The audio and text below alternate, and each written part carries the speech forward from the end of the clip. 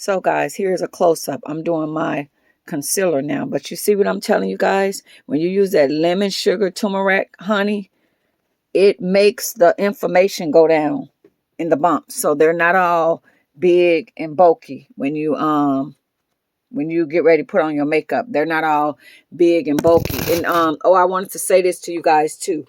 Tetracycline is no longer available. It used to be available, but now it is no longer available. They stopped making it. So if it's somebody that, you know, their doctor might prescribe antibiotic, tetracycline is no longer on the market, because back when I used to take it, they did a manual recall. They don't even make it no more. I don't know what it was doing, but they stopped making it. But there's other type of antibiotics that the doctor can give you that will also, babe, Nana in here, that will also help your skin. But yes, that lemon sugar turmeric honey, that stuff will work miracles on you. Use it every day, every single day. Give it that scrub. That cinnamon will bring the inflammation down. So definitely try it, guys. Definitely try it.